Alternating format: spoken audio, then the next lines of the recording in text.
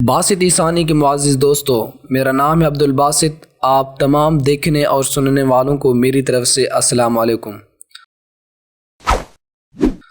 آج ہم آپ کو چند لیٹسٹ نیوز سے آگاہ کرنے جا رہے ہیں۔ تحریک انصاف کے چیئرمین عمران خان کی زیر صدارت پارٹی کی سینئر رہنماؤں کا مشاورتی اجلاس ہوا، جس میں ملک کی مجموعی سیاسی صورتحال پر مشاورت کی گئی۔ اجلاس میں پی ٹی آئی کے انتخابی جلسوں کے شیڈول پر تفصیلی مشاورت کی گئی۔ پی ٹی آئی کے رہنما اسد عمر کا کہنا تھا کہ عمران خان عید الفطر کے بعد انتخابی جلسوں کا آغاز کریں گے۔ اجلاس میں انتخابی حکمت عملی پر تفصیلی مشاورت کی گئی ہے۔ اسد عمر کا کہنا تھا کہ اجلاس میں عدلیہ کے ساتھ اظہار یکجہتی کے لیے عینی طریقہ کار پر بھی غور کیا گیا ہے۔ انہوں نے کہا پی ڈی ایم عین سے بغاوت کی بات کر رہی ہے۔ عمران خان کے خوف سے یہ اس مقام پر پہنچ گئے کہ عین بھی توڑ ڈالیں گے۔ آج رات ملک کے 75 شہروں میں حقیقی آزادی کا جشن ہوگا۔ انہوں نے مزید کہا کہ پی ڈی ایم کے پاس کوئی بیانیہ نہیں ہے۔ عدلیہ مخالف بیانیہ برے طریقے سے پٹ چکا ہے۔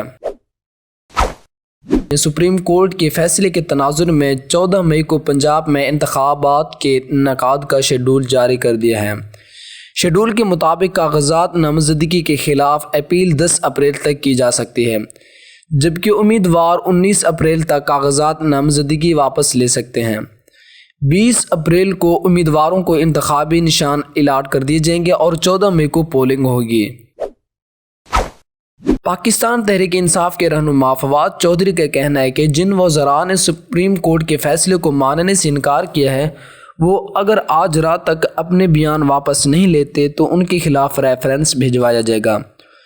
ان کا کہنا تھا کہ فیصلہ نہ ماننا آئین سے بغاوت ہے۔ ان کا کہنا تھا کہ کل کابینہ میٹنگ ہوئی جس کا اعلامیہ جاری کیا گیا کہ ہم سپریم کورٹ کے فیصلے کو مسترد کرتے ہیں۔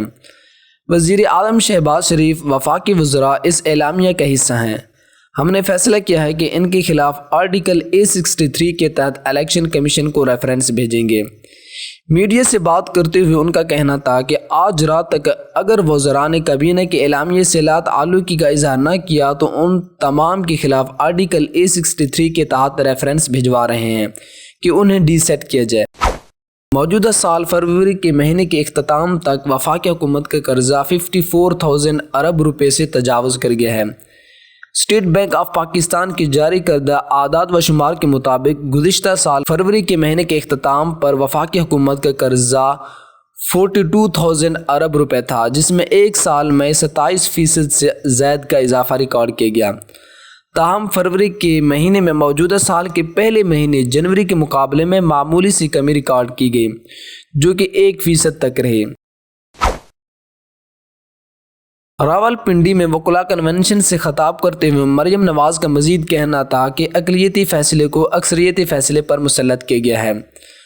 سپریم کورٹ کی پنجاب میں 14 مئی کو الیکشن کروانے کے فیصلے پر تنقید کرتے ہوئے انہوں نے کہا کہ جس فیصلے کو سپریم کورٹ کی ججز کی اکثریت نہیں مان رہی، قوم کو کہا جا رہا ہے وہ فیصلہ مانا جائے۔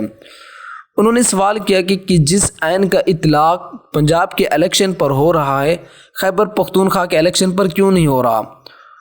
اس سے قوم کو یہ تاثر مل رہا ہے کہ سارا جھگڑا ہی پنجاب کا ہے۔